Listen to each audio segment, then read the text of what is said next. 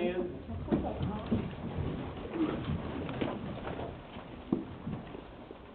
Let's bow for a word of prayer.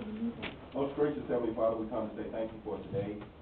We thank you for this great city we call Hampton, Georgia. We thank you for the city council, the mayor, the support staff, and all the residents that live in this great city. Father, we ask right now for your blessing on this meeting, for every decision made, every action taken.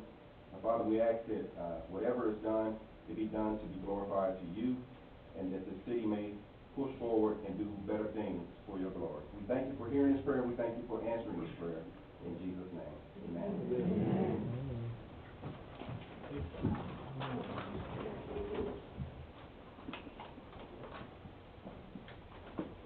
Allegiance to the flag of the United States of America and to the republic for which it stands, one nation, under God, indivisible, with liberty and justice for all.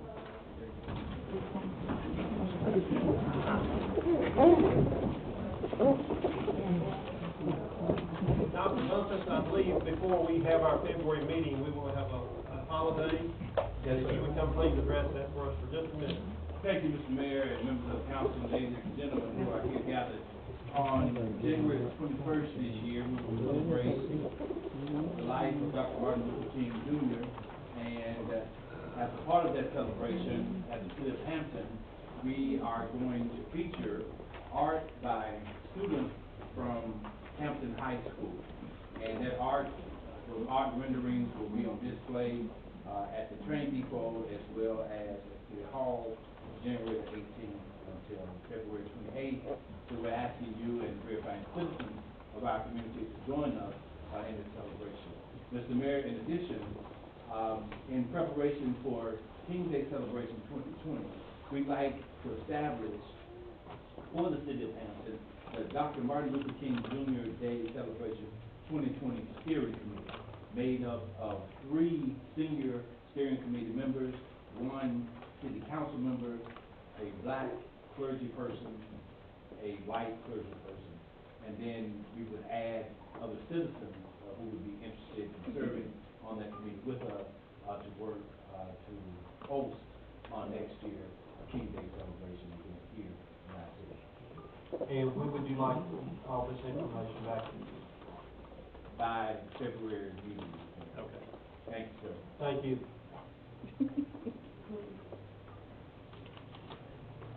Moving on, presentation and approval of the city council minutes, regular session held December the 11th, 2018. Need a motion to approve or disapprove? I'll make a motion to approve. I'll second. Any discussion? All in favor?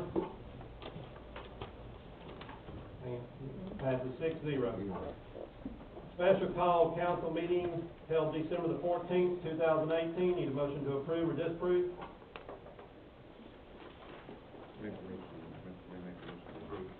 Mr. Turner made a motion to approve. Do I have a second? I'll second that motion. Brown was seconded. Any discussion? All in favor? You were here. Passes 5-0. 5-1. 5-0. The special call meeting held December the 27th, 2018. Need a motion to approve or disapprove?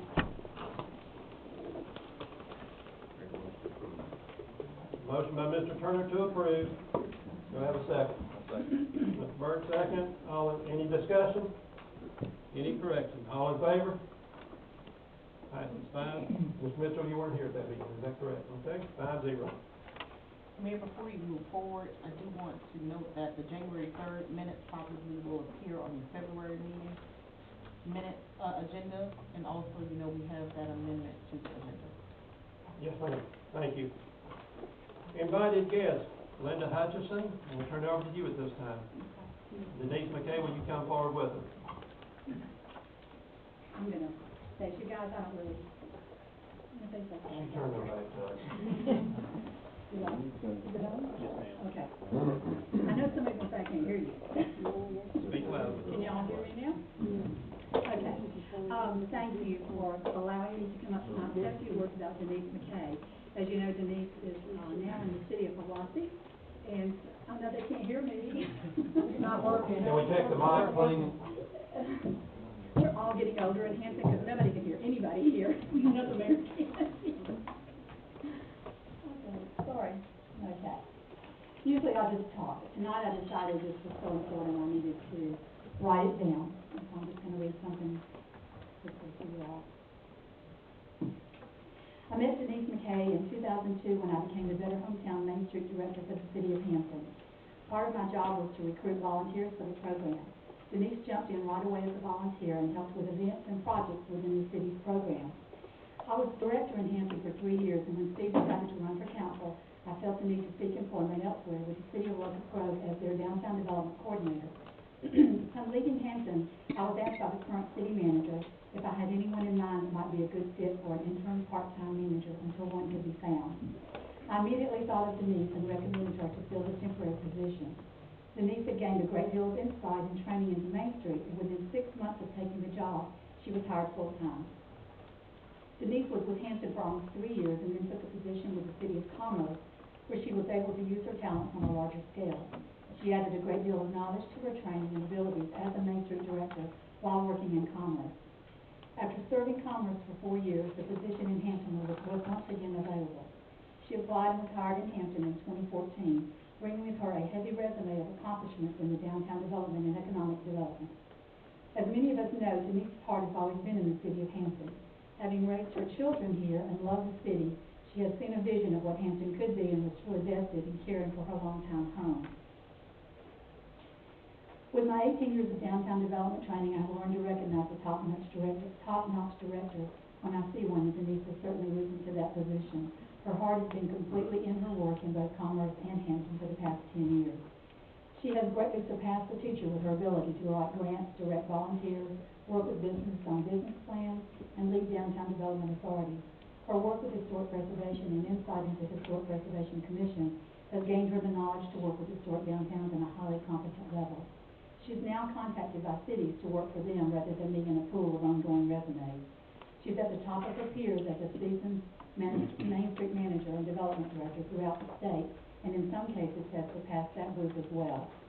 Denise has had a talent and training for working with our local Henry County Development Authority, chamber, code inspectors, business leaders, and developers. She has worked with rezoning for better quality planning in our city and has a vision of what is good, profitable, and wise implementations to benefit our citizens. As Denise begins her work with the City of Hiawassee, Young Harris, and Towns County, she certainly has a large-scale work cut out for her. I have no doubt that she will succeed with flying colors. I, among many, will miss her service to our city. The managers that have been a part of the Main Street program here in Hampton have worked very hard to bring us to the point we are today as a top-notch Georgia Main Street city. I do, however, believe that Denise outshines us all in her training and abilities as a downtown development community director. Her willingness to gain more education, even at her own personal expense, has served her in our city well. Denise, I want to personally thank you for your commitment to the city of Hampton. This is my rubber band. The people, and especially for your friendship to me and Steve over the past 16 years. Steve and I, along with many others, will miss you and wish you the best that life has to offer. May God be with you as you work not only for cities, governments, and people, but as I know you will do, work for Him as well.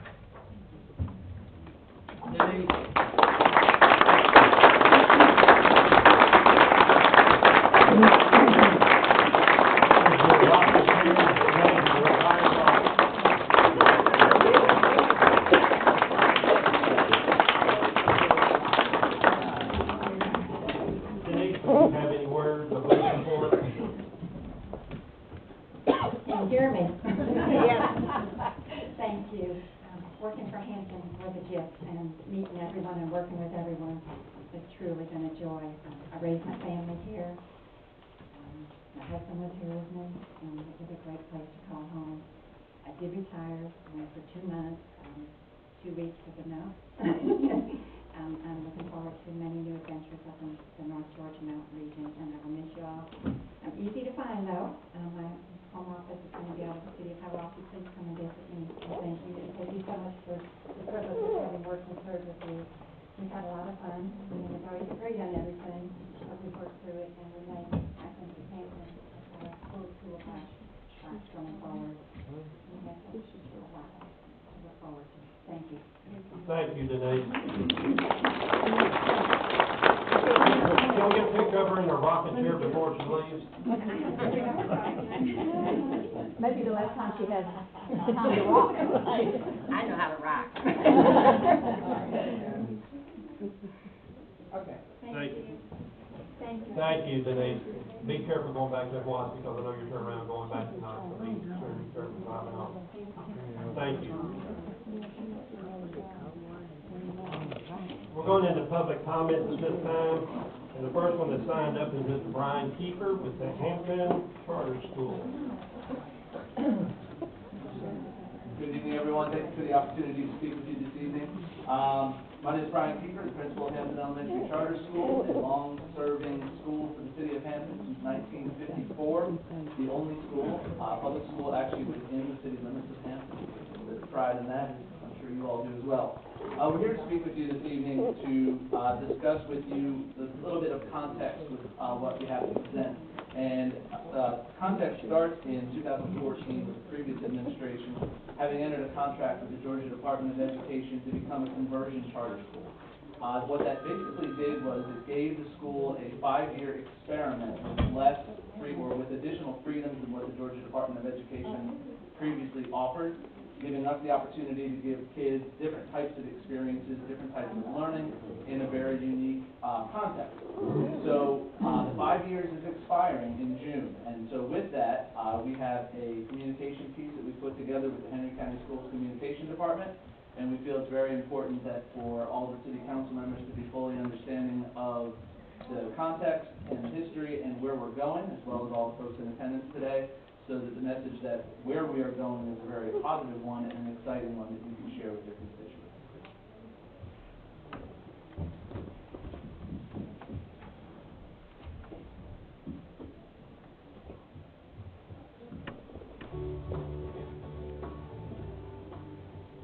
The conclusion of the 2018-19 school year, Hampton Elementary Charter School will no longer be a charter school.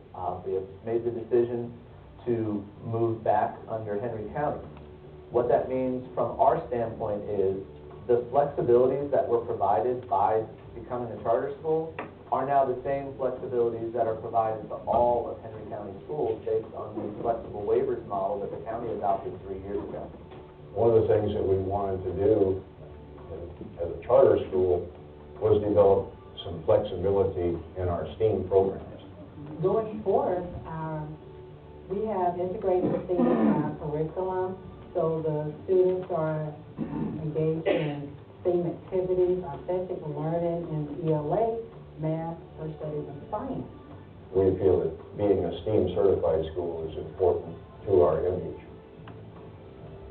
We want the parents to understand that just because we're changing the name doesn't mean we're changing anything else, the way that we're doing what we're doing and the progress that we've been making as a charter school, with increased participation, parental involvement, grade increases, test score increases, all those things have come about since we've become a charter school, and we anticipate that that will continue.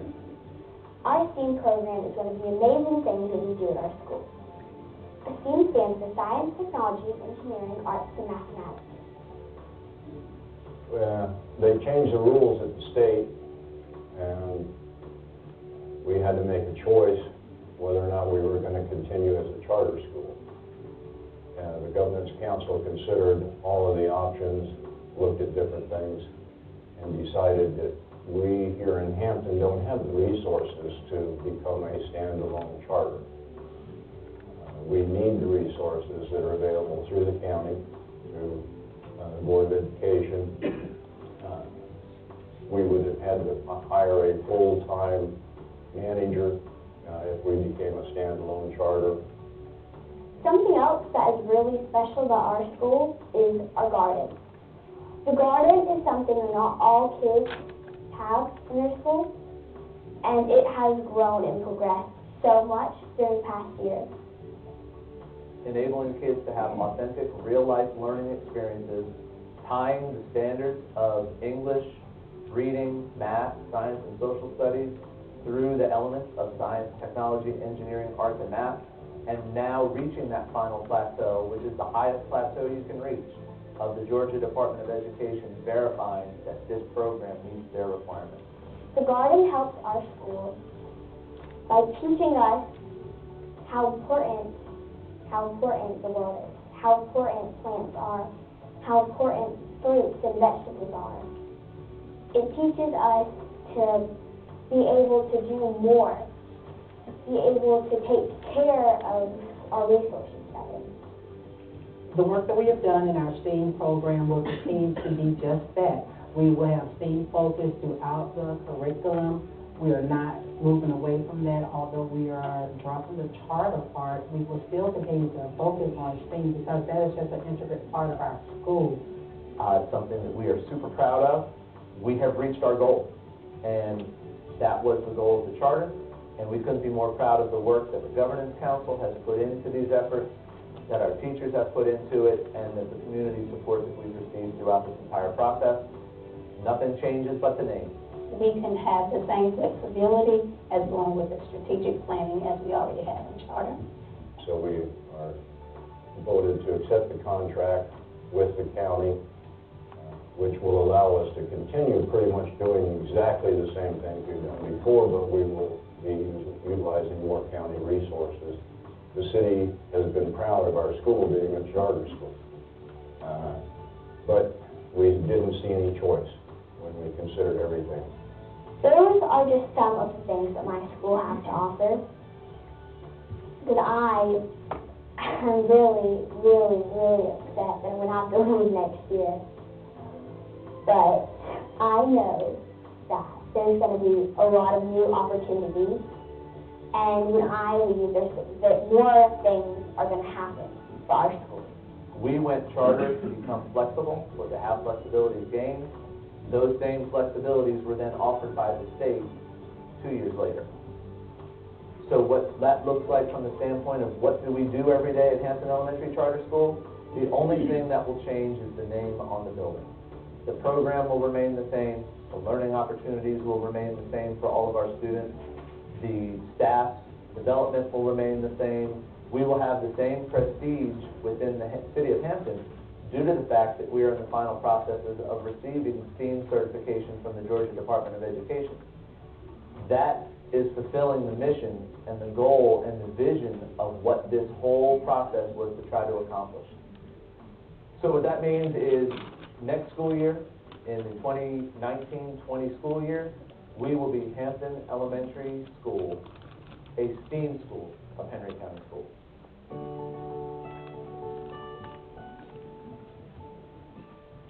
And so what's exciting about that when we talk about the prestige of the school and how it represents its community, there are charter schools all over this state. By the time May comes and we receive our final certification of STEAM endorsement, we will be one of 5 elementary schools in the entire state of Georgia to have received that endorsement, and that is a very prestigious award, so we're really excited about that. So not a scary transition, and except for the 5th grade student who you heard talking, and you could hear the heartbreak in her voice about the fact that she's going to be graduating from our school next year, but we know she has great things ahead of her at Hampton Middle as well. The other thing I wanted to share with you was just to continue a conversation that started 2 years ago. We were recognized, Hampton Elementary was recognized as the Georgia State Routes to School Partner of the Year School in 2017. And when we received that recognition, we had the gift of an engineering study done by the State Department, inclusive of some community members, government representation, Georgia Department of Transportation, and we looked at ways that can make the city more walkable, more accessible. We all know that as we look at economic development, we look at cities that are successful, one of the things that a lot of folks are really looking for is walkability and accessibility. So what you'll find within this is the report that was done by that engineering firm, and we can share that with you visually as well. What it looks at is a connector that connects Caldwell with all of the neighborhoods along Steele, that connected over to Oak, and then connect all of that to McBrayer Park, making that entire section of the city walkable both to the school, so that we're getting healthy initiatives for our students and their families, as well as for all of our community members. And so we would really like to continue that conversation. It's kind of gotten quiet lately. We think we need to really pool the resources that we all have to better our community and better our schools. So with that, I'd just like to leave these with you for your review, and my card is in there with my phone number and my email. We would really like to continue the conversation and figure out how we can partner on this to provide this for our city. Thank you, sir. Is there any question from any council member before he leaves?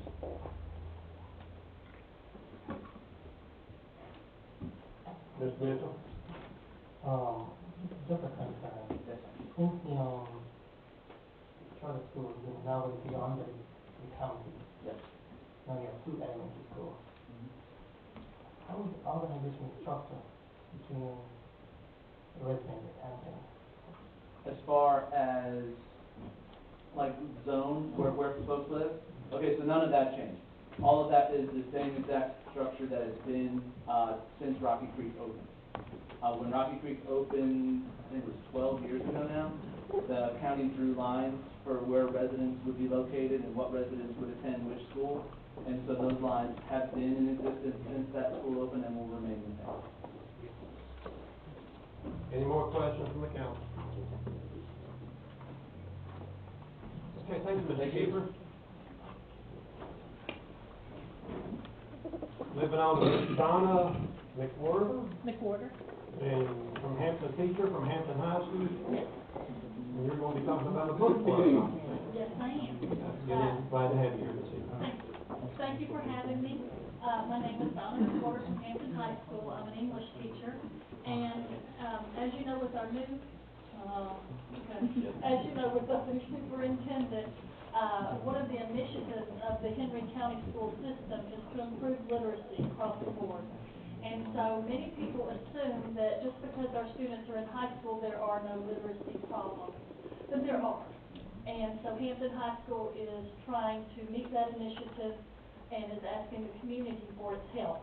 We are starting a community book club called Hampton Reads, and we would like to invite each and every one of you to come to our book club. It will be January 15th at 6:30 p.m., Hampton High School in the Media Center.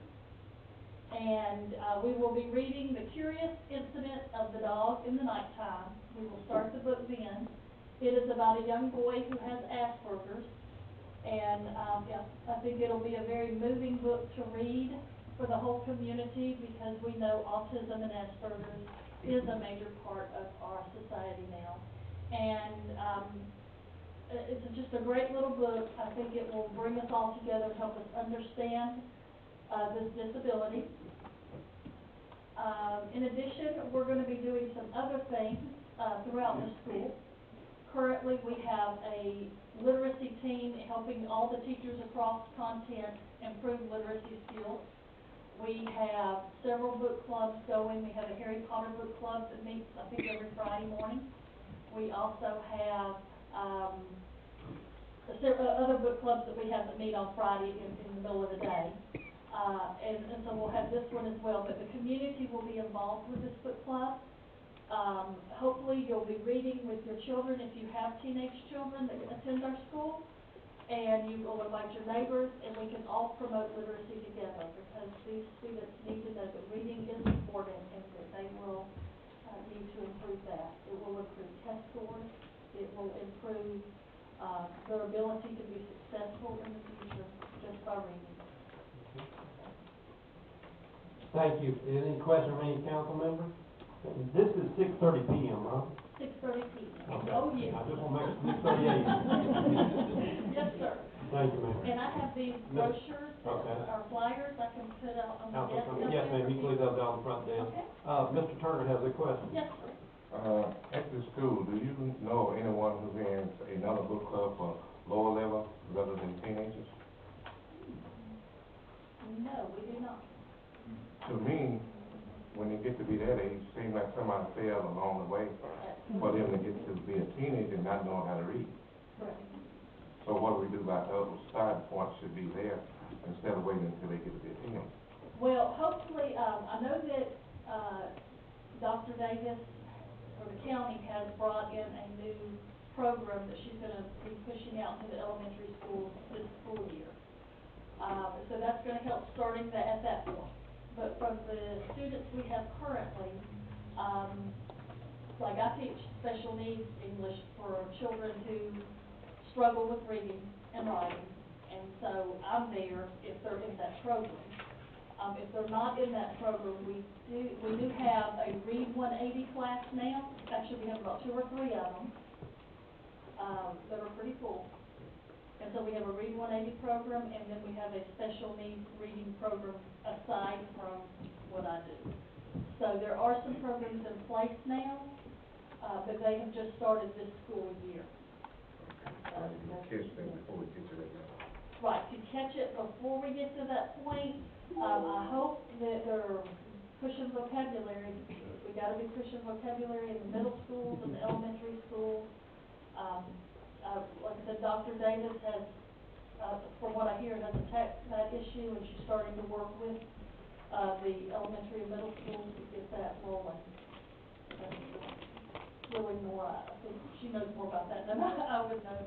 But for the high school, like, I've got a whole list of ideas I wanna bring the community into and start encouraging students through the community to read, and by reading, you improve vocabulary, you improve your ability on all testing, and it will indeed help build that comprehension gap that we have. What I hear you saying is every person in this room needs to become involved in reading with some young adults. Yes, sir. Yes, sir, absolutely. And there's a room full of volunteers. Yes, sir. And please, I mean, seriously, you can drop into the high school, elementary schools, grandparents, and they'll let you read to a class. Oh, absolutely. We would love to have each and every Anybody that one. wants to go read to the high school, or the middle school, or the elementary school.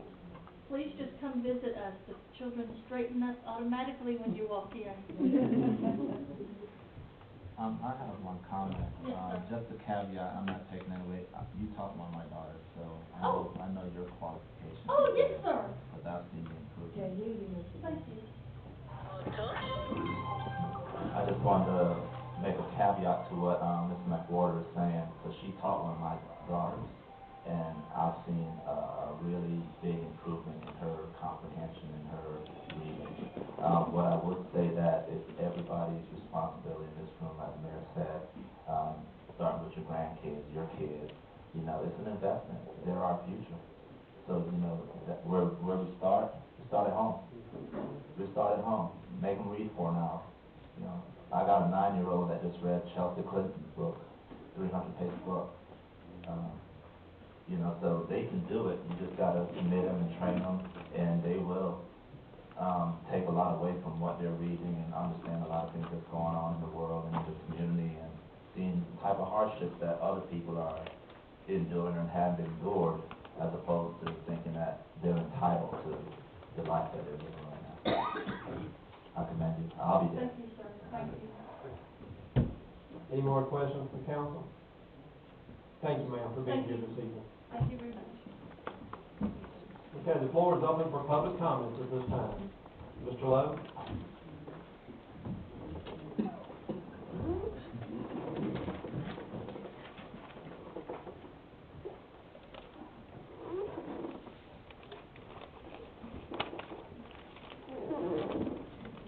Thank you, Mayor and Council.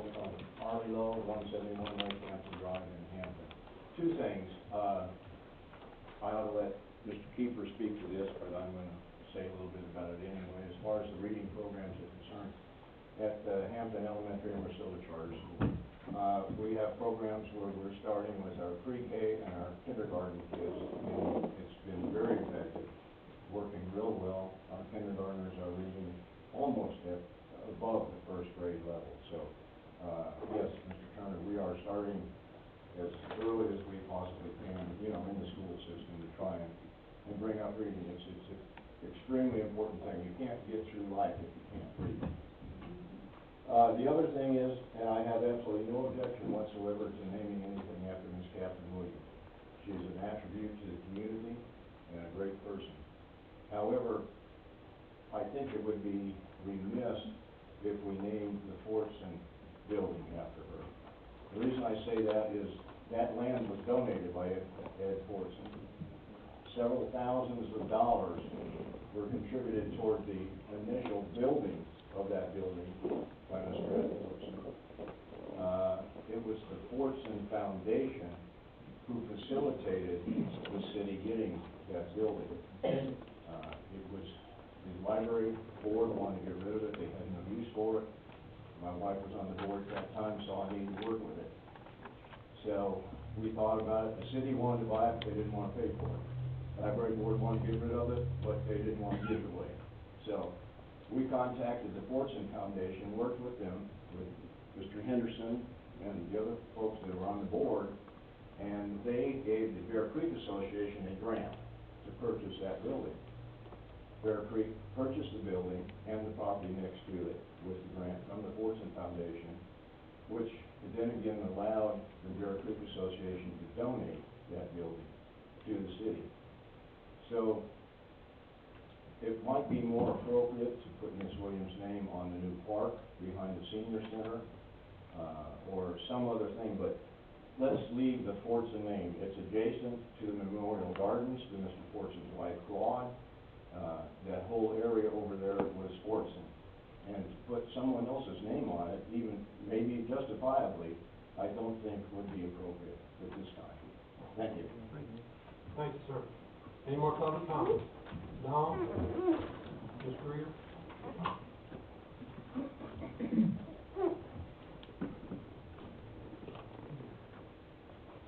Don Greer, 29 Pond Street,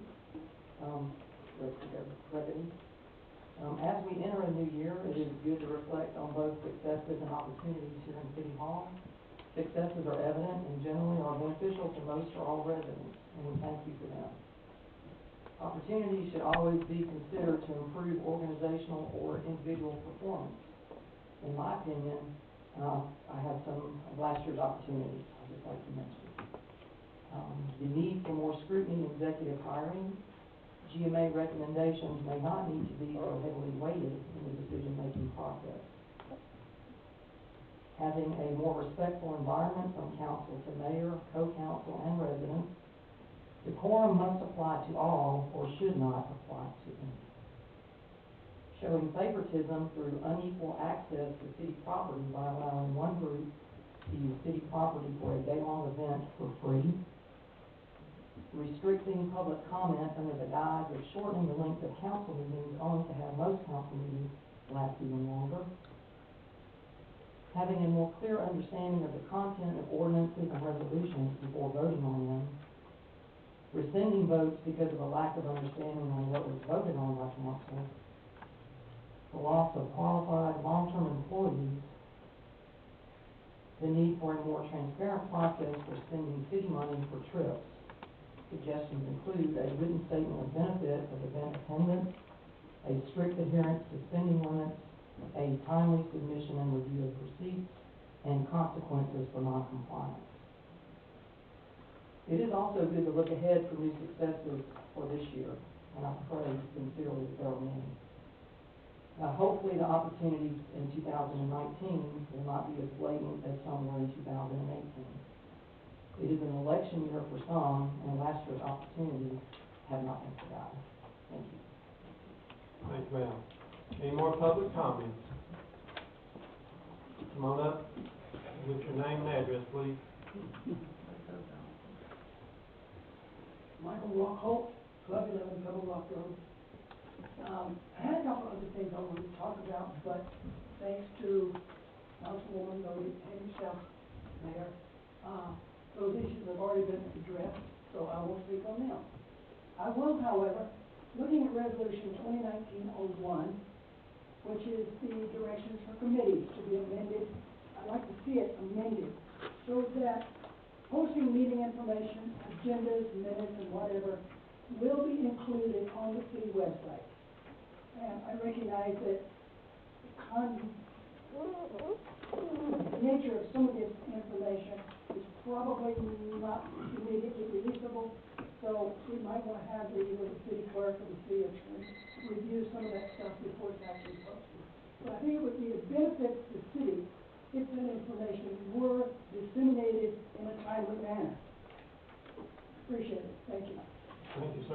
more public comments?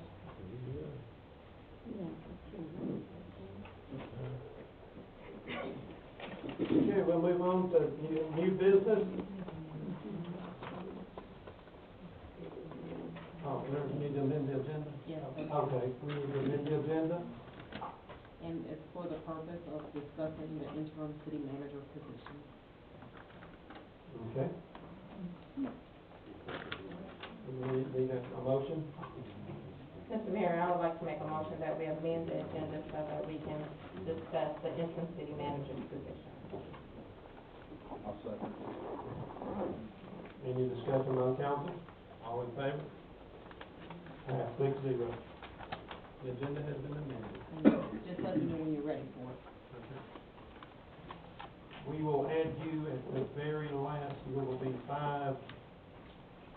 Right there, ma'am, before we go to reports from committee and department. Start with new business, review and approve the city manager's job description. Chris, I believe this is yours.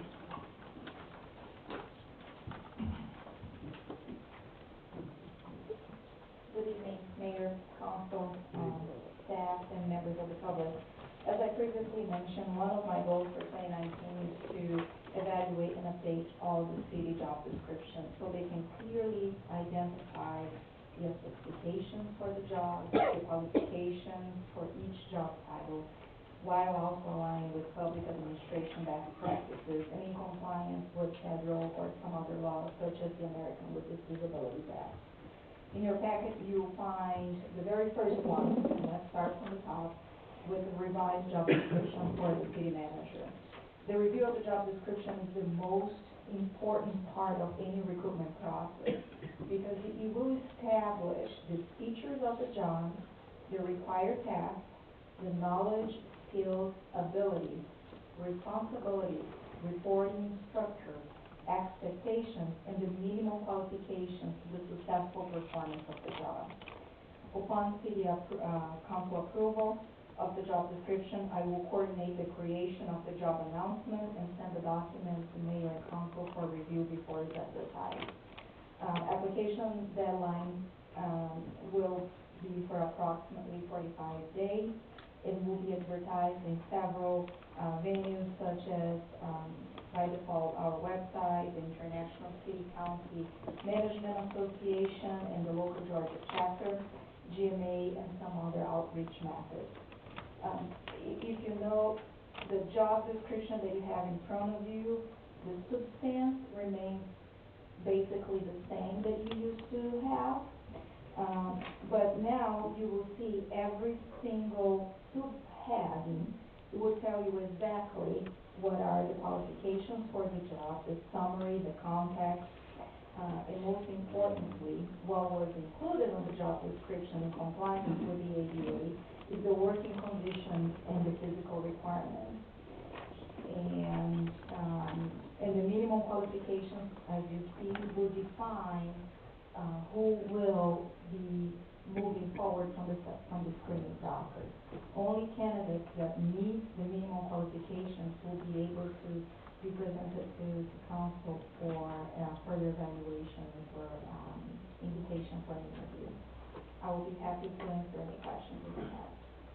I have one. Does this meet all federal laws also? Federal standards? There are very many laws, Mayor. Okay, federal But standards. for the best of my experience, yes, indeed it does. Okay, And thank you. it's also in accordance with the city charter. All of the essential job functions, they're in alignment with the duties and responsibilities of the city manager as per city charter and ordinances. Go ahead. So, when looking at this, I saw that it came in the form of an ordinance. It actually referenced ordinance, section, what was it, 3-10A. And when reviewing 3-10A, you're looking to change that in its entirety and insert this for 3.10A. After further look, and discussion with the attorney, she, and I will let her speak to it, but she advised that would be a resolution, not an ordinance. Okay. So it was changed, if you look, I think, Susan made the revised packet with a resolution, and now it's resolution, 1903. 2019-03. Yes, so you're correct. Okay. Yeah. All right. It was revised after the agenda was already posted. Okay. So in this being a resolution, these are guidelines that we are, anticipating on following in regards to the city manager and going forward, how we're gonna do the process, period. Yes. There's going to be a lot more job descriptions that I will be bringing to council for approval. Well, all of them, eventually. You will revise and review and approve all of them. So, I noticed that in this, function, it says that the city manager will, be the spokesperson, and that goes against what our charter says. So we need to make that correction to it. Sure, which page are you on? I'm on my iPad.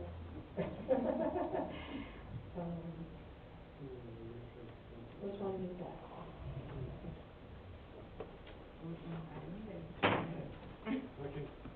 Okay, so it says, Serve as the city spokesperson, prepare press releases, and provide reports and information to media outlet as appropriate. Right, so press releases, reports, and those things are the responsibility according to the charter, but not the spokesperson. That is the duty of the mayor. I will remove that. I didn't see on here either where there was any, mention of him preparing the budget, when that is a responsibility according to the charter at this time as well. So we need to make sure that we put that in. I think, it's probably because now that we do have a finance director, that's their sole purpose and main priority and responsibility to do it. So I would include that the city manager has the oversight of the preparation of the budget. Would that suffice? I think what it probably should say, it should reference 2-120B, which includes all of the duties of the city manager, and that's in the ordinances. And so, if you add anything, it shouldn't conflict, obviously, with 2-120B, but the job description should reference that code section. Okay, duly noted. Okay, and I had, I believe it also said that the city manager was responsible for track legislative issues and ensure that the city stays in compliance with new and updated laws. I thought that that will be more of our attorney's responsibility. Okay. I'm sure he or she will love not to have that. I mean, because they ain't gonna know what it's talking about anyway, sure. And then, I think it was just a wording, as a city manager, the person needs to be abreast of those changes, and obviously, to abide by recommendations of the city attorney, but I will make a note of that. and my last thing that I had on this was the minimal qualifications. Right now, you have minimal qualifications of 12 years of progressive responsibility, professional experience with city or county, with supervisory experience in operation management, personnel, and finance. This is just my opinion on this one. Minimum of 12 years, I thought that was excessive. So tell me, is that normal? So when we say progressively, it means, it could be somebody that started as a city planner, for instance, and then they become a principal planner, and then they become a community development director, and then they become an assistant city manager. So the entire length of this service with local government is what that progressively means. It's not like they have 12 years of experience with city management, but those are just recommendations. If council believes this is too much, we can certainly make some changes, but that's the progressive. It's somebody that has a background in local government, not not necessarily at a top-notch director, but that shows a track record and history that they're starting, and you're moving up in your career. So I can change the language, or I can make any changes you are comfortable with. I wanted to know, in your research, was 12 years like the standard? Or, because I was thinking 10, but. Yeah, well, some of them goes from 10 to 15, so I pretty much got in the middle. But we 10 years and 12 is not much of a difference, quite frankly, and if you feel comfortable and council feel comfortable with. Well, I was just thinking that 10-year mark, if you go forward, we're talking about making this the standard that will keep a person in or out in the consideration. So that's Yeah, what I'm saying. and you're absolutely right. I know we all want the cream of the crop, but the more of the qualifications you add, the more you're really screening out possibly very great applicants that otherwise didn't have a background that allows them the opportunity to have that much experience. Absolutely. Mr. Chris, Yes. so when you advertise for the job, Yes, sir. how would they know that these other things count? When you're saying adding up to 12, the experience in other areas that would lead up to those 12 years? So the announcement will include the job description, and at executive recruitment, they will know exactly what that means. Meaning minimum of 10 years of progressively responsible professional experience with city or county. Yeah, and usually it is more advanced, the qualifications, because as higher you go, the more you have. But this will give you a clear expectation of really what you're looking for. Councilman Byrd? So just reading that line, is that saying that they would not have had to have been a city manager at all? Or do they have to have at least so many years as a city manager? No, when you read this, you don't necessarily have to have the title of city manager. You have to have a progressively responsible professional experience in the city. It could be somebody that's moving up the ranks. You may find a very good assistant city manager, assistant county manager that's looking to get that next level. But no, but if it's the preference of council, we can change and say, we can always include, you have to have a minimum of so many total, and including one as a city manager or two.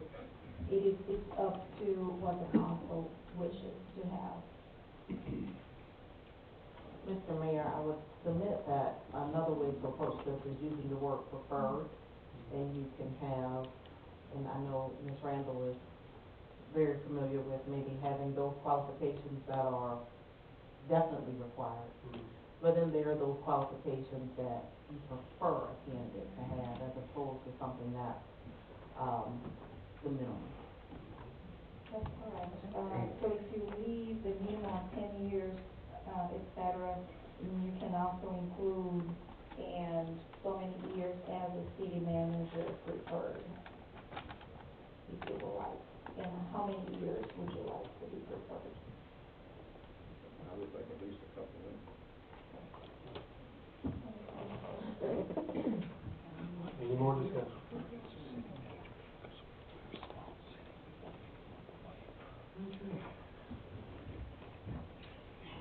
Moving on, I believe the next is also yours, Chris, is consideration and adoption of resolution 19. On your agenda, it seems that the thing is, the issue is bifurcated, and so the resolution is now your 5B. So the discussion of it was just the 5A, and now she's presenting the resolution, and I believe it's going to be presented, correct me if I'm wrong, right, Ms. Randall, with the recommended amendments that you guys just made in the discussion. That's what she said. Because I have, so I can take this ordinance number 473 out. But let me just say, for the benefit of the public, the ordinance and the resolution read the same. The content hasn't changed, just the format has changed.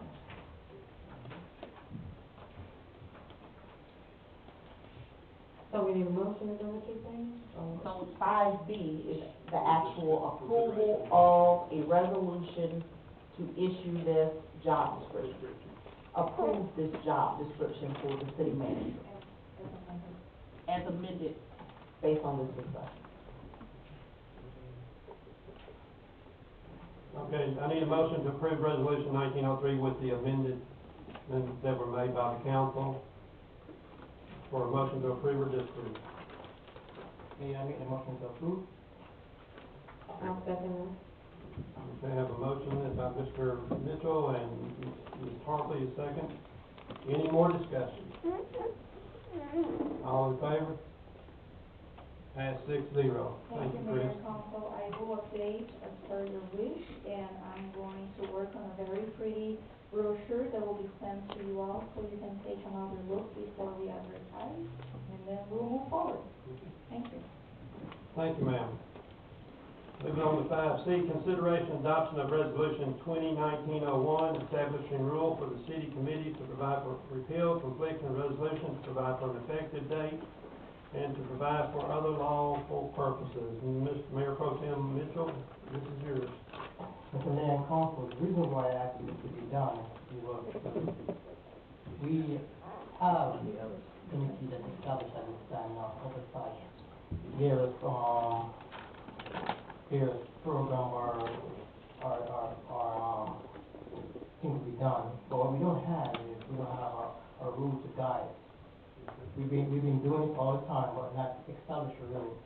So to be transparent to the citizens, we need to have this written down so they can have an open, we need to investigate this decision we make when able to see what's going on. So, be honest and fair.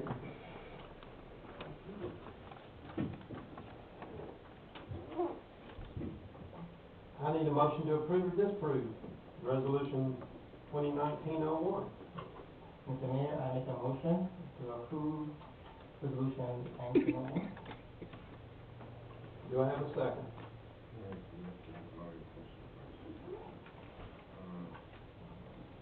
Keep your mic. Do you, You have a motion on the floor. Motion. You want a second motion? So, at this time, either there be a second. Do I have a for second from any of discussion, the councilmen? Or if no second, then the motion will die for lack of a second. I'll second for discussion.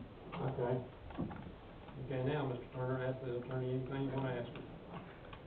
do you understand, could you elaborate more on what it's all about?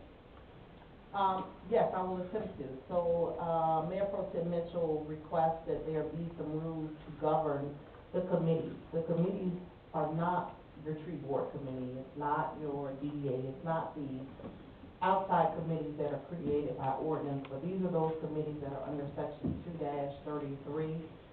You remember at the last meeting, we just had the mayor appointed, various council members to different committees.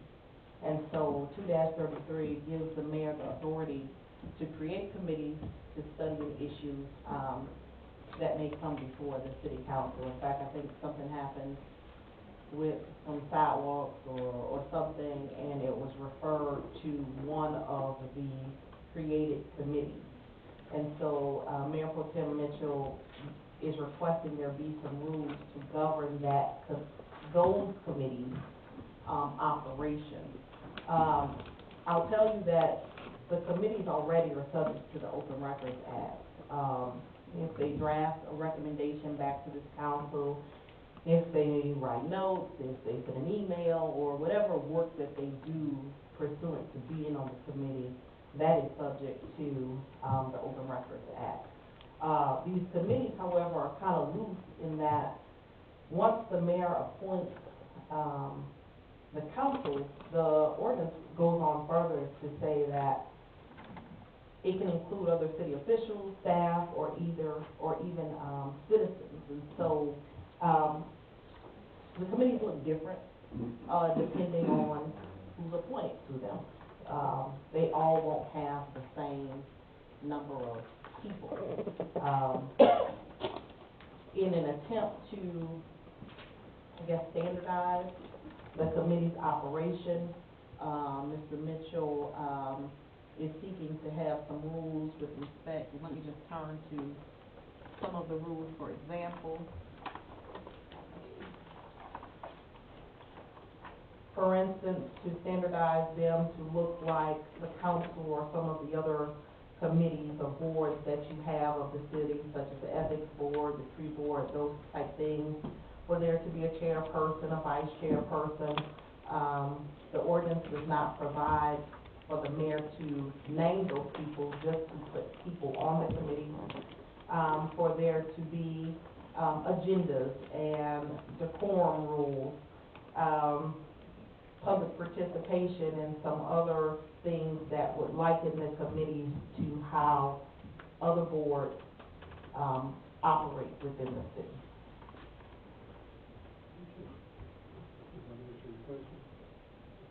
So the committee, people on the committee, they go out and they come back to the board. They're recommending authority. Give them a recommendation. Recommending or fact gathering.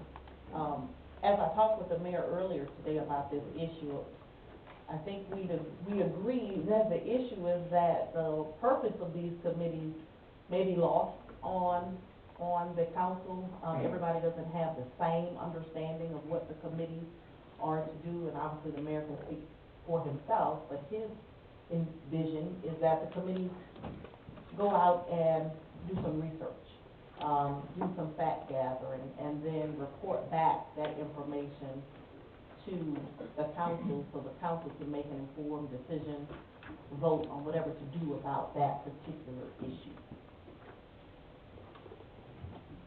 My interpretation, and I've read this, and what I would like to do, and hope I can do it, is have this table to give us more time to discuss it, the whole council itself, and bring it back in February at that point. But I'd like to have some discussion, add some things to this, and maybe take some things away from it. But again, we have a motion, a second on the floor, on the table right now. But I have a comment, Mr. Mayor. Go ahead, Mr. Brown. My concern with the committee, and maybe this is what this resolution is trying to say, but not in my words, I guess, but it doesn't give you an intent or purpose or scope or duty, responsibilities, those type things of the committee. So it's kind of vague if everyone, their own individual idea of what a committee is or what a committee should do, there's no guideline to keep them within the scope. So that's what I personally would like to see when it comes to these committees. Give some leadership or some guidance as to what the intent of this committee is and what you expect, and some parameters so that we'll have an idea of which path to take and that we're going down the right path. Thank you. We have a motion by Mr. Mitchell and a second by Mr. Byrd. All in favor?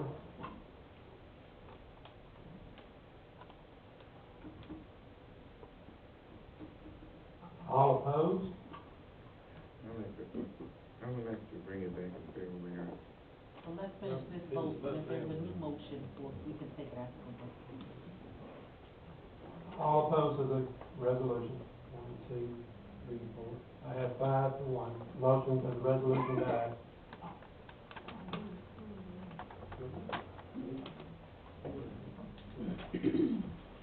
Now, I would love to see the council as a whole come together and let's address this, what the responsibilities of the committees are, then bring it back before the council, and I guess we can do that at a work session coming up. Moving on. Resolution 2019-02, I'm going to ask that be tabled, or I need a motion to table that, due to the fact that I don't have all the facts and figures, and I just want to be correct when I present it. Mr. Mayor, I'd like to make a motion to table this till February 12th meeting.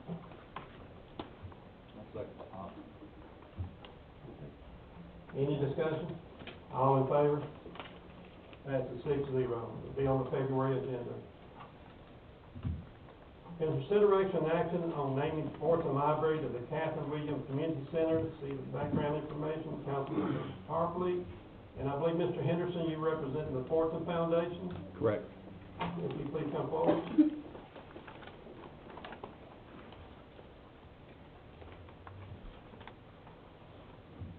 There's been a lot of back and forth, and I just want to hear from the Fortson Foundation.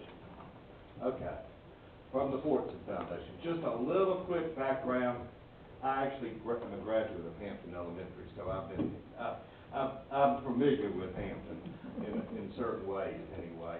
But Mr. Fortson had been a mayor of Hampton, was a farmer, owned a lot of property. He and his wife went to different churches. One went to the Christian church, one went to the Methodist church.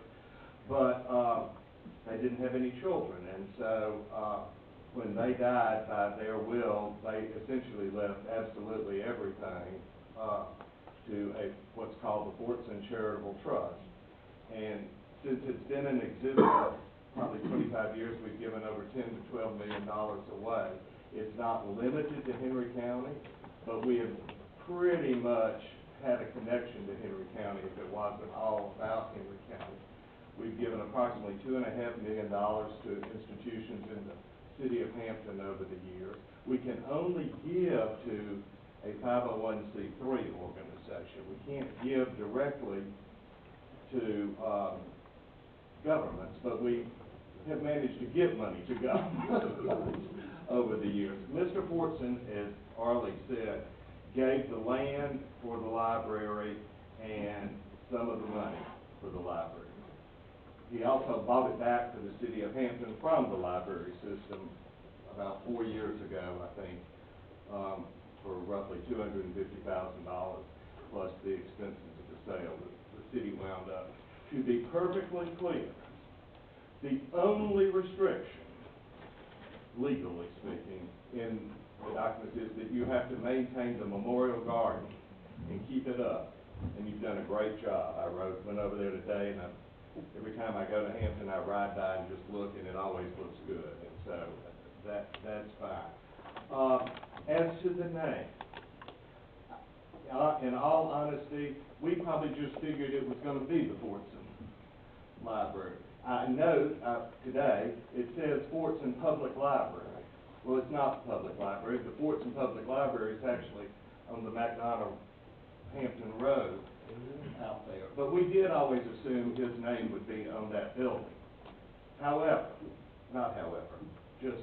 I don't think it has to necessarily be an either or, and I'm not trying to micromanage the process, but there's another way to do this, and name it the Captain Williams Community Center at the Fortson Building, and just have some acknowledgement, some way associated with the building that Fortsons gave the money for it, and we're honoring Ms. Williams. I mean, surely you all can figure out a way to accomplish that some sort of way. That's what I wanted to hear mostly from you. Yes.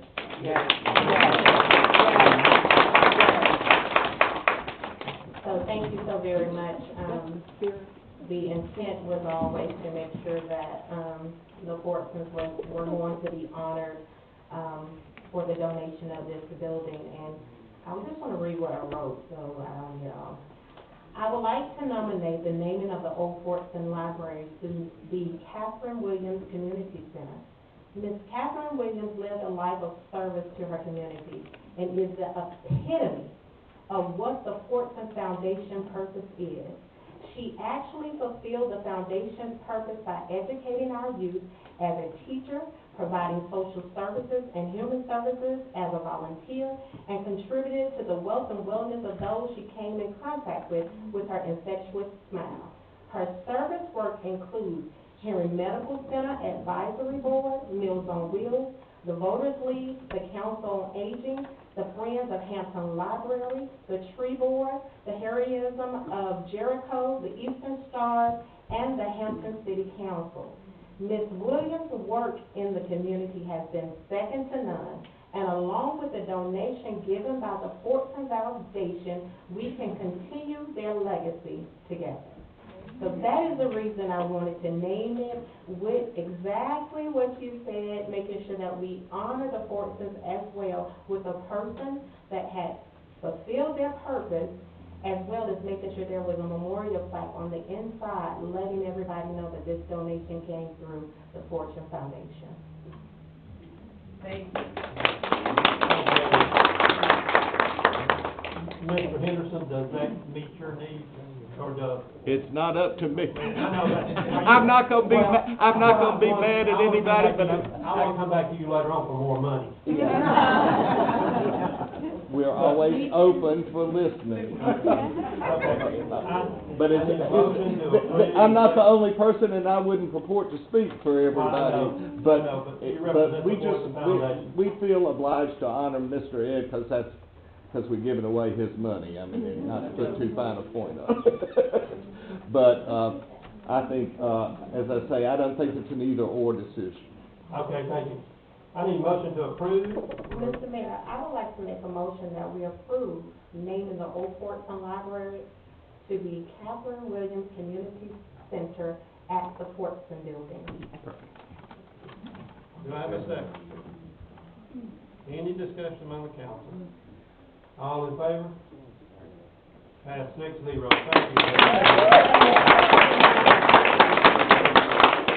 Thank you. Thank you. Thank you.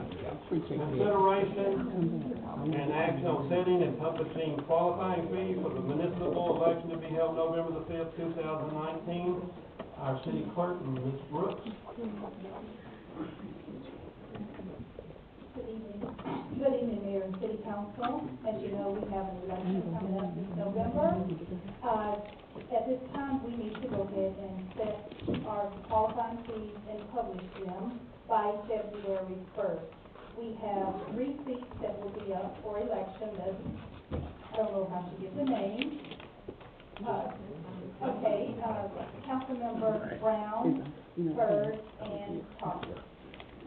Okay, qualifying fees, we're requesting to be set at $252, and this is going to be done via resolution. And that fee is not a special hour, it's just so we're clear, it's a statutory requirement that it be 3% of the annual salary of the seat. Did you get the resolution? I think it also included the date. The date for qualifying has to start the 3rd Monday of August, which this year is August 19th. It will run for the entire week, which is the maximum amount of time. It can run as minimum 3 days or maximum at 5. The city has traditionally done 5 days, it's from 9 to 5. The state law allows for the clerk's office to have an hour break for lunch. I put in 12:30 to 1:30, and so qualifying for those 3 seats will occur the 19th through the 23rd, the entire week, from 9 to 5, with a lunch break for 1 hour from 12:30 to 1:30. I need a motion to approve resolution 2019-04. Mr. Mayor, I'd like to make a motion that we approve resolution 1904. Any discussion? All in favor? Pass 6-0. Thank you. City Attorney, I believe you're up next with the interim city discussion on the interim city manager. Thank you for adding this important item to your agenda. Time with the conversations with Ms. Garrett weren't in our favor with getting this added. So as you know, December 27th, your motion was to authorize the city attorney to enter into contract negotiations with the candidate Marie Garrett for the position of interim city manager. And in some email conversations back and forth with Ms. Garrett, I presented to you guys in our last executive session some position issues, contract issues that, I shouldn't say issues, requests, I should say, that pose some hurdles for continuing with those negotiations. And so because of that, those contract negotiations have failed, and the ball is back in the city court as to what they want to do about the interim city manager position. Thank you, ma'am. I think we'll probably go into executive session and probably have some discussion. And I similarly did an executive session for a legal matter. Report from committee and departments. The Sidewalk Street Committee, Henry. Yeah, we published the meeting, had our meeting last Thursday at 1 o'clock. We was looking at the sidewalks in Southampton and Cobblestone and possibly the extension from 20 to Cobblestone and East King, Floyd Road to go into the subdivision. We will have, I finished the minutes up. They should be published tomorrow, so you can see the minutes from the meeting. And we'll make a recommendation at our next council meeting as to what our findings were. We looked at the different lots that in those two subdivisions that were non-buildable. So normally in a lot, if it's buildable, the builder will finish the sidewalks. He will do the sidewalks in front of the property. So the ones that's not buildable, the property actually belongs to the city. So the city is going to go, if the council approves, we'll go ahead and do all the sidewalks that's on the non-buildable property. The ones that's buildable, we will hold off on those and wait until they actually build a house, which there's only a couple of actual buildable lots left in those subdivisions. So like I say, we'll make a recommendation at the next council meeting, and the council will decide on what to do, which direction to go. Do you have anything else? No, you got it. Just one clarification. When you speak of the property belongs to the city, we're talking about the right of way. Not the property, the unbuildable property. That's it. Okay. I have a question. Thank you. When you say unbuildable, who makes that determination? How it becomes unbuildable? You need to speak in The question was, who determines whether a lot is unbuildable? That's the builder. Can I comment Some of on the lots have, retention ponds, or they have water right in the middle, or it's wetlands, floodplain. If there's not enough room to put this house with setbacks that's required by the city, then it's a non-buildable lot. They can't build a house on that lot. And that's what most of those lots, the contractors that went in and developed those properties, before the bottom fell out of the market, the one in Southampton was pretty much completely done before that happened. So any lot that's there, you can just about count on it was unbuildable, or they would have built a house on it. But that's kind of why they're like that.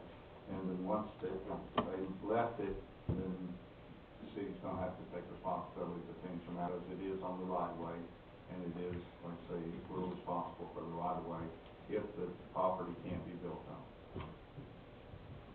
Thank you. I appreciate the committee report. Moving on to positive happening in our community. I'll start with Councilman Brown. Good evening, Mayor and council. I'm just happy to see the turnout here tonight, and the diversity in the group. So that's a positive. Obviously, the word's getting out that there's some important business taking place here, and everybody needs to be heard. And this is more of a representative of this city, in my opinion, than we've seen in the past. And I think that's a positive. Ms. Bodie? Mine kind of goes with his. I was very thankful everybody worked together and to come up with the name for the Catherine Williams Sportsman Building. And it was nice to see everybody in the room clapping. They did that a whole lot. I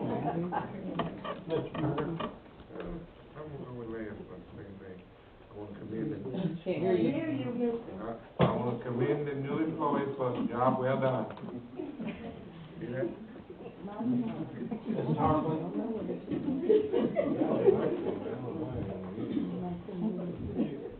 No? Okay. Mr. Mitchell? I just want to say the same words that Councilman Brown and Councilwoman Tucker has mentioned about the Fulton Library. It was an honor to place statues on the Fulton Library names listed on it.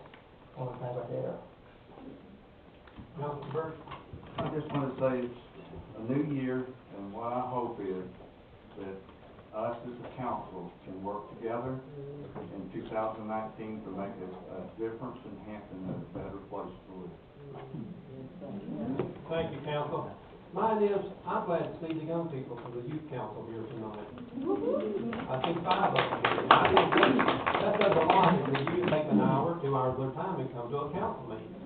Thank you for being here. I need a motion to go into executive session. Mr. Mayor, make a motion that we move into executive session for the purpose of personnel, possible litigation, and real estate. Can I have a second?